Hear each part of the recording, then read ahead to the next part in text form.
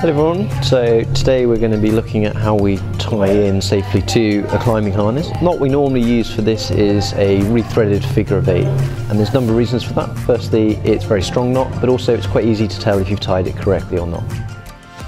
So to tie in, we're going to start by picking up our climbing rope and then judging a length of cord. Some people measure different distances or using parts of their body. That obviously depends how big you are, but judge a length of cord, and then we're going to tie a single figure of 8. So we're going to bring the rope over, twist it round, and then pull it through.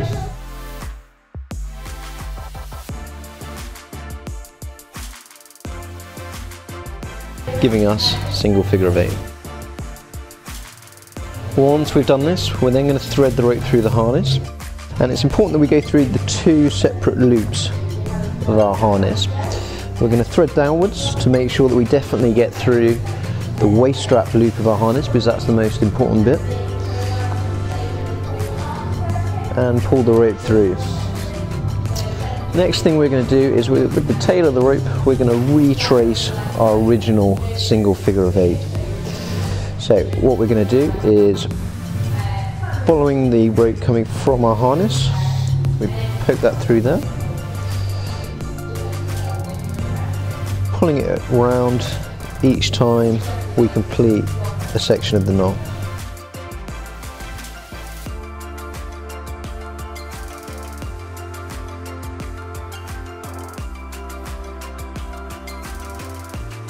What you can see is we've ended up with a double figure of 8. It's all nice and neat, but there's 2 strands to every section of the knot, and we can check that it's all correct. You'll also notice that the loop here that I've made with my figure of 8 is approximately the same size as the belay loop on the harness.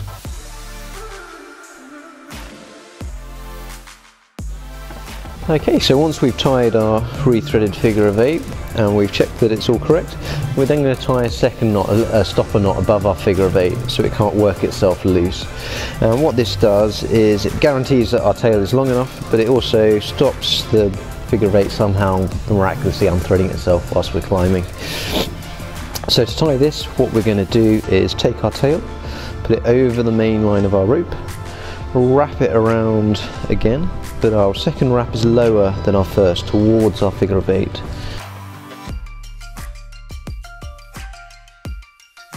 We then wrap around one more time, again lower, pushing the tail up underneath the cross that we've then made with our wraps. And then by pulling up with the tail and pulling down with the other knot, we can tighten that up so that it sits just above our figure of 8.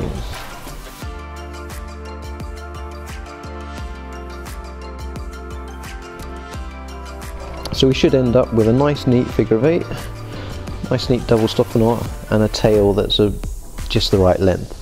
If the tail's too long, that can cause us problems when we're climbing. It can either whip up and hit us in the face, which really hurts, or if we're lead climbing, we could accidentally end up clipping that. So we don't want our tail too long, but also we don't want it too short. If the tail's too short, then the knot is likely to come undone whilst we're moving around. So something like this is about right.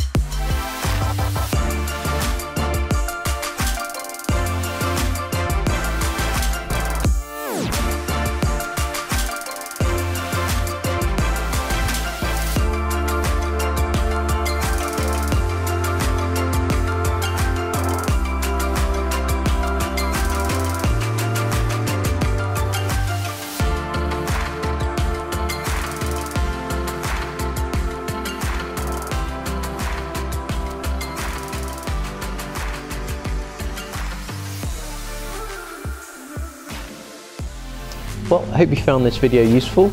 If you're not sure, then please do seek advice from a more experienced climber, or even better, a qualified mountaineering instructor. And do check out some of our other videos. We've got lots of other climbing tutorials, gear reviews and vlogs about our own personal climbing adventures.